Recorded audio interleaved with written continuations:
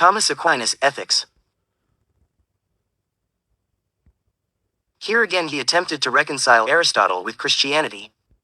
Ethics has a dual nature, just as man does. Because man is a natural being living on earth as his natural home, part of ethics will prescribe for that side of man. But insofar as man is a being with a supernatural destiny, there will be a part of ethics for that side of him.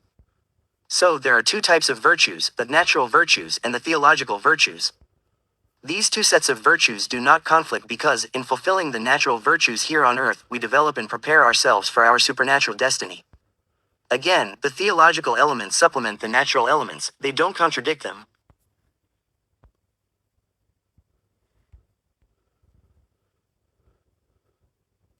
The natural virtues are Aristotelian. Self-realization. The all-around development of one's capacities. Living by reason. Satisfying your this worldly desires to a moderate extent. This whole side of ethics, natural ethics, is discoverable by reason alone, and to some degree man can achieve the natural virtues by his own efforts. And we're still obeying God's will in following our reason in natural ethics, because God is the creator of the rationality of the universe, so in obeying reason, we are still obeying God's will. This naturalistic side of Aquinas' ethics released Aristotelian this worldly ethical values into medieval culture. Even the virtues of poverty and chastity had to be modified, at least for most men, because virtue is the golden mean, you can't go to extremes.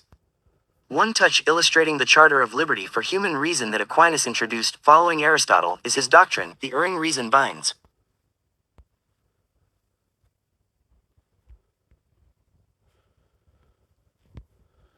The erring reason binds. The Augustinian view was that you have to accept Christian dogmas whether they make sense to you or not.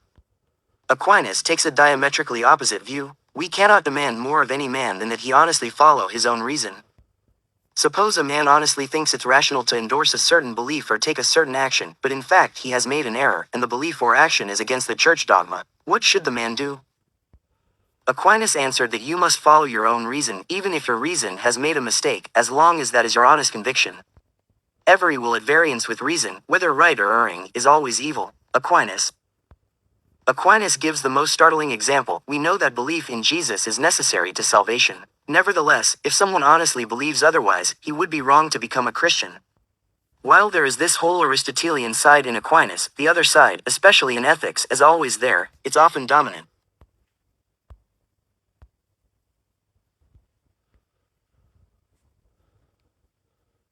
Theological virtues. Besides the natural, rational virtues, there are the theological virtues, faith, hope, charity. These theological virtues, says Aquinas, cannot be proved by reason. They depend on God's revelation for us to know that they're virtues, and they cannot be attained by our own efforts, only by God's grace. Here Aquinas accepts the whole Augustinian viewpoint, which had been proclaimed official church dogma. Man is stained with original sin.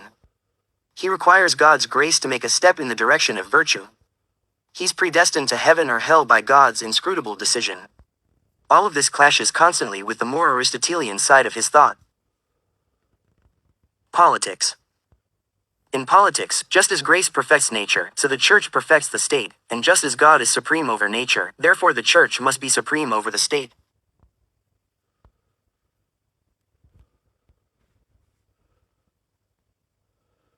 Recap.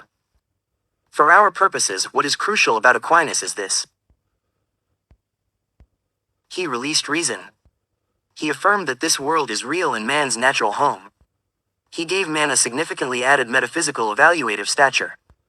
He advocated that man has some share in working out his own this worldly destiny, that he ought to develop his rational powers and, as far as possible, enjoy his present stay on earth. This was in the 13th century. The 14th is the end of the medieval period and the prologue to the Renaissance.